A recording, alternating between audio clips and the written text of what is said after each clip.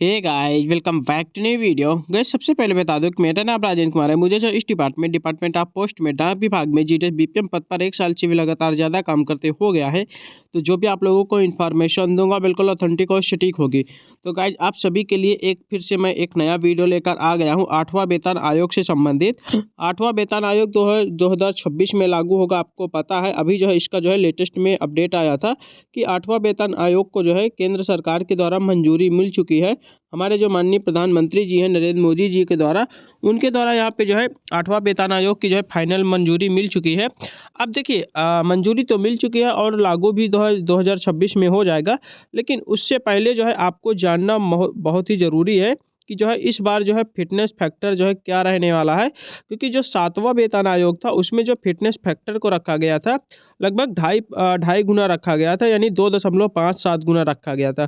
तो इस बार 8वां पे कमीशन में कितना महंगाई बढ़ा हुआ है, कितना बेरोजगारी बढ़ा हुआ है और कितना एम्प्लॉयमेंट बढ़ा हुआ है, इन सब को जो है यहाँ पे देखते हुए यह इस बार जो है फिटनेस फैक्टर को कितना रखा जाएगा, इसका डिसाइड अभी तक नहीं हो पाया है। अभी तो केवल मंजूरी मिली हुई है। अभी जब जो है फाइनल मतलब आएगा, उसमें जो है फाइनल किया जाएगा कि फिटनेस फैक्टर और महंगाई को देखते हुए सब कुछ कितना रखा जाएगा। लेकिन फिर भी उससे पहले हम लोग जो है यूट्यूब पे भी और सोशल मीडिया पे बहुत सारे यहाँ पे मतलब बोला जा रहा है कि जो है कोई कह रहा 1.92 रहेगा, कोई कह रहा 2 गुना रहेगा, कोई कह रहा 2.3 रहेगा, कोई कह रहा 2.5 रहेगा, कोई कह रहा 2.8 रहेगा। तो इन्हीं सब बेसिस पे आज हम लोग जानेंगे कि जो है जीडीएस को जो है इसमें कितना फ़ायदा होने वाला है और 8वां पे कमीशन लगने के बाद जीडीएस की जो सैलरी है वो जो है कितना होने वाली है। एक बीपीएम की सैलरी, एक एबीपीएम की सैलरी और एक डाक सेवक की सैलरी, तीनों की अलग अलग सैलरी के बारे में डिस्कशन करने वाले हैं। पूरा मैंने जो है यहाँ पे जो है अपने हाथों से खुद से लिख लिया है।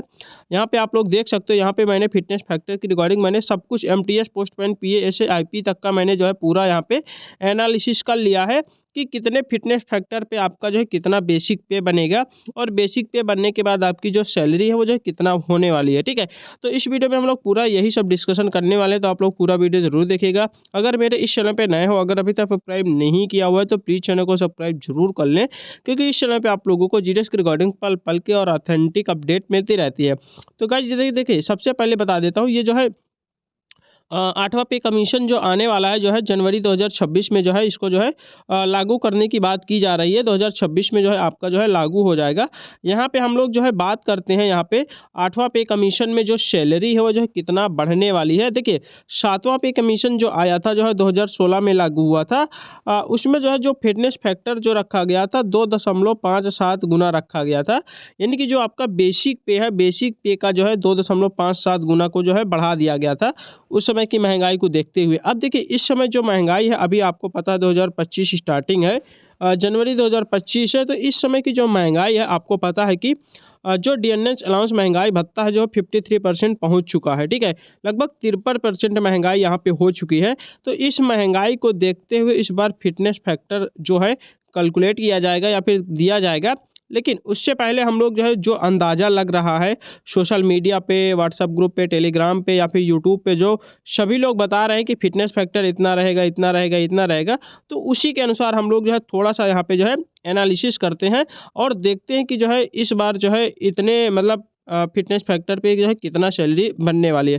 देखिए, ये फिटनेस फैक्टर अभी कोई तय नहीं किया गया है, लेकिन इसी के आसपास आपका जो है रहने वाला है। फिर भी थोड़ा सा अंदाज़ा आपको हो जाएगा। फिटनेस फैक्टर को जो है थोड़ा बहुत कम ज़्यादा रहेगा वो चलेगा, लेकिन कुछ तो माइंड में जो है वो चीज़ें बन जाएगी ना कि हाँ कितना सैलरी मिलेगी अगर उसी के आसपास यहाँ पे फिटनेस फैक्टर रहने वाला है।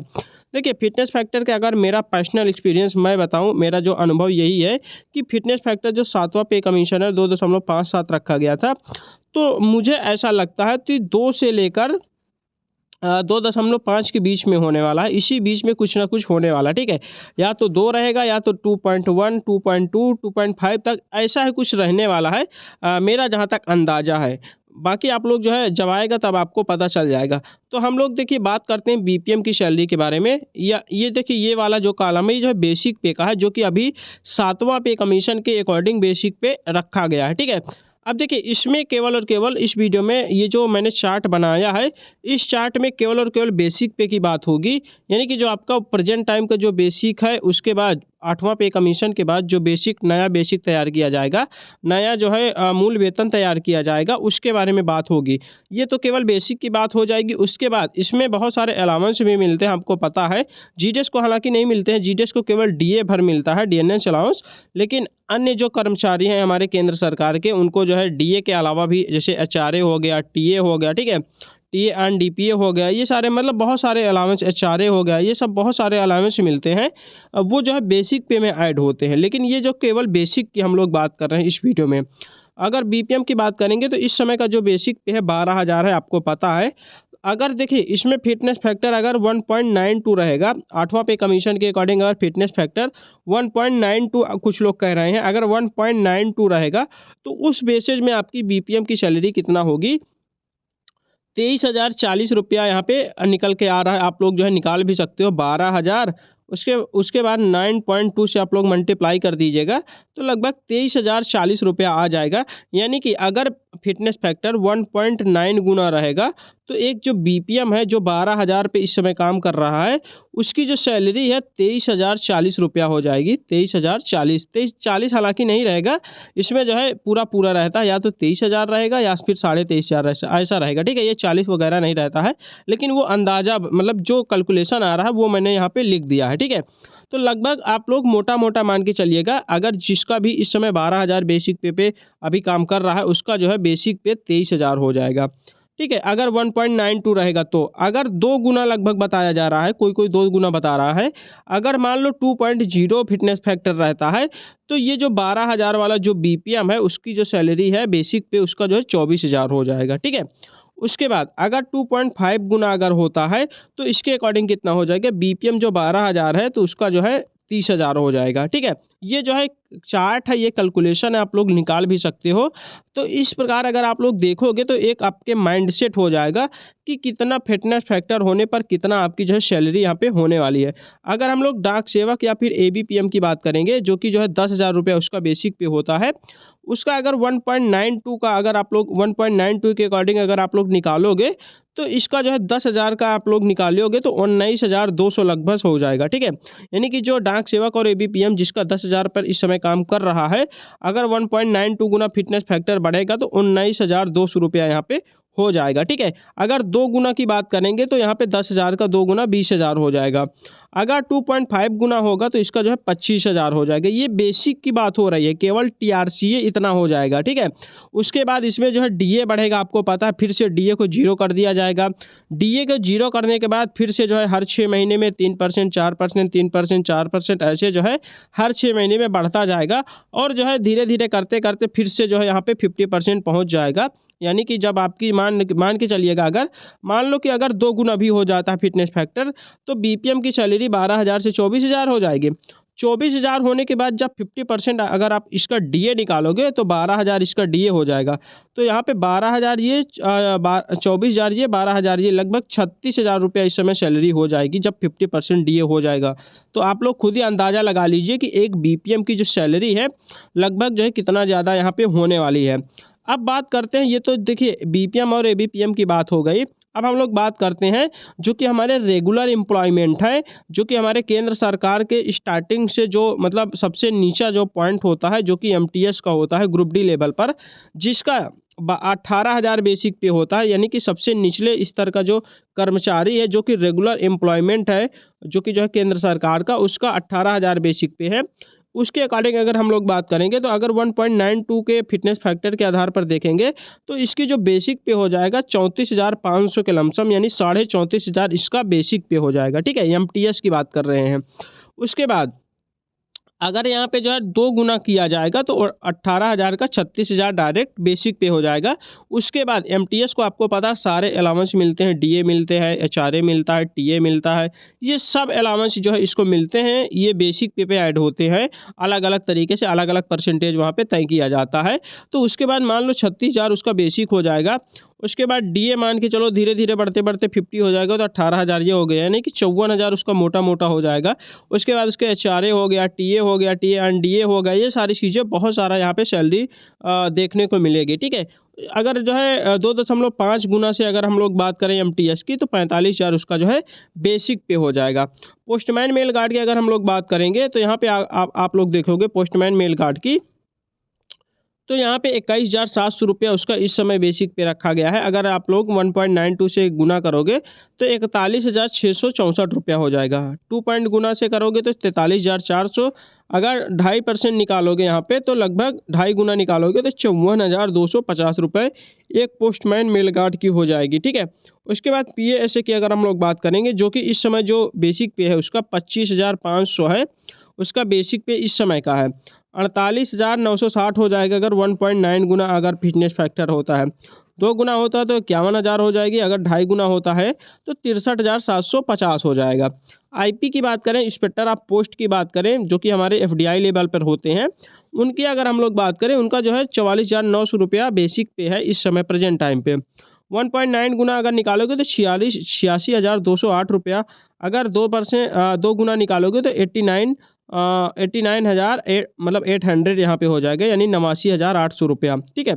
उसके बाद यहाँ पे 2.5 गुना अगर निकालोगे तो 1,12,250 रुपया। ये केवल बेसिक पे की बात हो रही है। उसके बाद इसमें बहुत सारे अलाउंस मिलते हैं। तो ये मोटा मोटा आपके माइंड में थोड़ा सा मतलब एक टेबल बन गया होगा कि इतने फिटनेस फैक्टर पर इतना बेसिक पे हो जाएगा। ये केवल बेसिक की बात करें, मैंने स्टार्टिंग में ही बता दिया है कि ये जो टेबल है केवल और केवल बेसिक पे की बात की जाएगी इसमें। इसके अलावा आपको जो अलाउंस है वो जब अलग से अलाउंस मिलते हैं, इसमें केवल बेसिक पे की बात की जा रही है। ठीक है। अब देखिए, सबसे बड़ा मुद्दा तो ये है, ये तो आप लोगों ने जान लिया कि 8 पे कमीशन के बाद कितना सैलरी होने वाली है। लगभग आप लोग इतना ही अंदाज़ा लगा के चलिएगा, यहाँ पे जो है 2% से 2 गुना से लेकर 2.5 गुना तक यहाँ पे फिटनेस फैक्टर हो सकता है 8वां पे कमीशन के अकॉर्डिंग मेरे हिसाब से। बाकी सरकार कितना तय करती है वो तो बाद में पता चलेगा, लेकिन मेरे अकॉर्डिंग इतना हो जाएगा। ठीक है। बाकी आप लोग जो है, आप लोगों को ये सारी चीज़ें मैंने बता दिया। उसके बाद देखिए, यहाँ पे जो दैनिक भास्कर में आया था, सरकारी सैलरी 38% और पेंशन 34% बढ़ेगी। यहाँ पे थोड़ा सा एक एक टेबल आपको दिखाता हूँ। ये जो है 7वां वेतन आयोग से संबंधित है। 7वां वेतन आयोग में अधिकतम सैलरी 80,000 से बढ़कर 2.5 लाख हो गई थी। अब देखिए, 1947 से लेकर अब तक टोटल 7 पे कमीशन आ चुके हैं अभी तक। ठीक है। अब जो है हर 10 साल में आपको पता है कि जो है नया पे कमीशन का गठन किया जाता है, और महंगाई बढ़ते को देखकर, यानी कि जिस प्रकार महंगाई बढ़ती है उसी प्रकार उसको देखते हुए एक नए पे कमीशन का यहाँ पे जो है गठन किया जाता है हर 10 साल पे। इस बार अगर हम लोग बात करें तो यहाँ पे जो है 2016 चल रहा, 2016 में 7वां पे कमीशन का गठन किया गया था, जिसमें यहाँ पे जो है मिनिमम सैलरी 18,000 यहाँ पे तय की गई थी। एक जो है ग्रुप डी लेवल का जो कर्मचारी होता है, जो कि जो है रेगुलर एम्प्लॉयमेंट होता है, जीडीएस की बात नहीं कर रहे हैं, जीडीएस के अलावा जो जैसे एमटीएस हो गया। ठीक है। इसके मतलब जो रेलवे में जैसे ग्रुप डी हो गया, ये जो ग्रुप डी लेवल के होते हैं जिनका बेसिक 18,000 तय किया गया था 7वां पे कमीशन के अकॉर्डिंग। 1947 की अगर हम लोग बात करेंगे, जब देश आज़ाद हुआ था, तो उस समय न्यूनतम सैलरी जो था बेसिक था 55 रुपया से स्टार्टिंग हुआ था। केंद्रीय कर्मचारियों की बात कर रहे हैं, सेंट्रल गवर्नमेंट की। उस समय लगभग 15 लाख जो है कर्मचारी जो है उस समय काम कर रहे थे। 1959 में जो है 80 रुपये इसको बढ़ा दिया गया था, लगभग 14% यहाँ पे वृद्धि की गई थी। 25 लाख कर्मचारी उस समय हो गए थे। 1973 की बात करेंगे तो उस समय 185 रुपया बेसिक कर दिया गया था, लगभग 19% यहाँ पे वृद्धि देखने को मिली थी। यहाँ पे 30 लाख लगभग कर्मचारी हो गए थे। और 1986 की बात करेंगे तो 750 हो जाएगा। 1997 में 25,500 लगभग 40% की वृद्धि यहाँ पे देखने को मिली थी। 2008 में बात करेंगे, जबकि 6वां वेतन आयोग लगा था, उस समय जो सैलरी थी उसको जो है बेसिक 7,000 रुपया कर दिया गया था, और इसमें जो है 16 से लेकर 22% तक वृद्धि यहाँ पे देखने को मिला था, लगभग 60 लाख कर्मचारी हो गए थे। 7वां पे कमीशन 2016 में आया था, जिसका बेसिक 18,000 तय किया गया था। इसमें 30 से 40% लगभग वृद्धि देखने को मिली थी। इस बार जो है 1 करोड़ से भी ज़्यादा लगभग कर्मचारी हो चुके हैं। अब जो है फिर से जो है 9 से 10 साल पूरा हो गया है, और जो है 8वां वेतन आयोग का गठन के लिए मंजूरी मिल चुकी है। तो इस समय की जो बेसिक है, इस समय की जो वृद्धि है, महंगाई है, उसको देखते हुए एक नए जो है मतलब नए जो है बेसिक पे के यहाँ पे जो है अनाउंसमेंट होगा और तय किया जाएगा कि जो है कितना बेसिक पे इस बार रखा जाएगा। ये कुछ पुराना रिकॉर्ड था, तो मैंने सोचा चलो आपको थोड़ा सा बता दिया जाए, ताकि आपको जो है पुराना चीज़ समझने और नया चीज़ समझने में दिक्कत ना हो। पुराना चीज़ अगर आप लोग देख लोगे तो नई चीज़ को समझने में ज़्यादा दिक्कत नहीं होगी। अब देखिए, ये तो मैंने बात कर लिया कि जो है इतना सैलरी होने वाली है। सबसे बड़ा मुद्दा तो ये है कि जीडीएस को क्या जो है इस पे कमीशन में ऐड किया जाएगा, जीडीएस को जो है इसका फ़ायदा मिलेगा या फिर नहीं मिलेगा, सबसे बड़ा कन्फ्यूज़न तो यही है। मैंने आपको पहले भी बताया था, जब एड पे कमीशन की रिगार्डिंग मैंने पहला वीडियो बनाया था, उसमें भी मैंने बताया था कि जीडीएस को 100% फ़ायदा मिलेगा, आप लोग चिंता मत कीजिएगा। हाँ, लेट हो सकता है थोड़ा बहुत, क्योंकि क्या हुआ था कि जब 7वां पे कमीशन लगा था, 7th सेंट्रल पे कमीशन लगा था 2016 में, तो उस समय जीडीएस को जो है इसमें शामिल नहीं किया गया था। लेकिन बाद में जो है जब मतलब आंदोलन हुआ, उसके बाद बहुत सारे यहाँ पे जो है आंदोलन हुए, माँग रखी गई, तो 2018 में जाकर, आई थिंक जुलाई 2018 में जाकर जीडीएस को भी इसमें जो है शामिल किया गया था। 7वां पे कमीशन में जो है जीडीएस को भी शामिल किया गया था, और जीडीएस को जो है एक नया जो है यहाँ पे सैलरी मतलब नया बेसिक मतलब बनाया गया था, जो कि कुछ इस प्रकार है, मैं आपको दिखा देता हूँ। ये जो है आई थिंक इसमें लगा है कि नहीं, मैं थोड़ा-सा दिखाता हूँ, अगर लगा होगा, हाँ, ये देख सकते हो। ये जो है 7वां पे कमीशन के रिकॉर्डिंग जब जो है 2018 में इसको मंजूरी मिली थी जीडीएस वाले कर्मचारियों के लिए, तो जो है इस प्रकार से कुछ जो है बेसिक स्ट्रक्चर तैयार किया गया था। यहाँ पे अगर आप लोग देखोगे तो 10,000 रुपया जो है एक एबीपीएम को जो है लेवल 1 के कर्मचारी को दिया गया था। उसके बाद बीपीएम लेवल 1 के लिए 12,000, और जो है बीपीएम लेवल 2 के लिए 14,500 बेसिक पे रखा गया था। उसके बाद हर साल जो है 3% का इंक्रीमेंट लगता है, वो चीज़ आपको पता है। तो ये आप लोग पूरा चार्ट देख सकते हो, कैसा क्या जो है सालाना इंक्रीमेंट यहाँ पे लग रहा है, ठीक है? उसके बाद देखिए, अब जो है जीडीएस कर्मचारियों को इसको फ़ायदा ज़रूर मिलेगा। मैंने आपसे पहले भी बोला था, अभी भी बोल रहा हूँ, क्योंकि हमारी यूनियन लगातार जो है इस पर काम कर रही है, और जैसे ही 8th पे कमीशन के रिगार्डिंग जो है अपडेट आया, मंजूरी मिली, वैसे तुरंत हमारी जो ऑल इंडिया ग्रामीण डाक सेवा के एआईजीडीसी है, उन्होंने जो है यहाँ पे तुरंत जो है इस पर जो है प्रतिक्रिया शुरू कर दी है, और तुरंत जो है यहाँ पे प्रधानमंत्री कार्यालय के लिए जो है पीएमओ ऑफिस के लिए यहाँ पे जो है डायरेक्ट लेटर लिख दिया है, और हमारे नरेंद्र मोदी जी से डायरेक्ट आग्रह किया हुआ है कि 8वां पे कमीशन में जो है हमारे जीडीएस कर्मचारियों को भी शामिल किया जाए, और इसको जो है इस प्रकार कुछ शामिल कर लिया जाए कि आगे आने वाले जो भी पे कमीशन है उनको जो है डायरेक्ट इसको फ़ायदा मिले। इसके लिए कोई भी अलग से आंदोलन करने की ज़रूरत ना पड़े, और जीडीएस को जो है उसमें डायरेक्टली शामिल कर लिया जाए। इस प्रकार से कुछ जो है आग्रह किया गया है हमारे एआईजीडीएसयू के द्वारा। यहाँ पे आप लोग देख सकते हो पूरी तरीके से, ठीक है? बाकी फ़ायदा मिलेगा, ज़रूर मिलेगा, लेट हो सकता है थोड़ा-सा। देखिए, इसमें जो है यहाँ पे ये चीज़ आप लोग देख रहे होंगे, सोशल मीडिया पे वायरल हो रहा है। इसमें क्या कहा जा रहा है कि जो है यहाँ पे बोला जा रहा है कि Gramin Dak Sevak who are involved in the postal service are the generally not covered by the central pay commission recommendations. कहने का मतलब ये है कि जो भी पे कमीशन नया आएगा उसमें जो है ग्रामीण डाक सेवक को इन्वॉल्व नहीं किया जाएगा। यहाँ पे ये बोला जा रहा है, ये लाइन लिखी हुई है, ठीक है? कोई भी मतलब ये रूल्स वगैरह है उसमें लिखा हुआ है। हाँ, ये बिल्कुल सत्य है, ये लाइन बिल्कुल सत्य है। अभी तक जो है जीडीएस को जो है इस पर जो है इन्वॉल्व डायरेक्टली रूप से इन्वॉल्व नहीं किया गया है, इनडायरेक्टली रूप से बाद में इन्वॉल्व कर सकते हैं, यानी कि किया जाता है। क्योंकि बाद में क्या होता है कि जो हमारे जीडीएस कर्मचारी हैं या फिर जो हमारे यूनियन है, वो लगातार जो है यहाँ पे आंदोलन करती है, और जो है हम जीडीएस कर्मचारियों को हो सकता है थोड़ा सा लेट में फ़ायदा हो, लेकिन फ़ायदा ज़रूर होगा, आप लोग चिंता मत कीजिएगा। और देखिए, ये पे मैट्रिक्स आप लोग थोड़ा सा देख लीजिएगा। ये जो है 8वां सीपीसी में पे मैट्रिक्स कुछ जो है चार्ट इस प्रकार से है, जो कि यहाँ पे आप लोग देख रहे होंगे। इसमें जो है अलग-अलग फिटनेस फैक्टर की बात की जा रही है।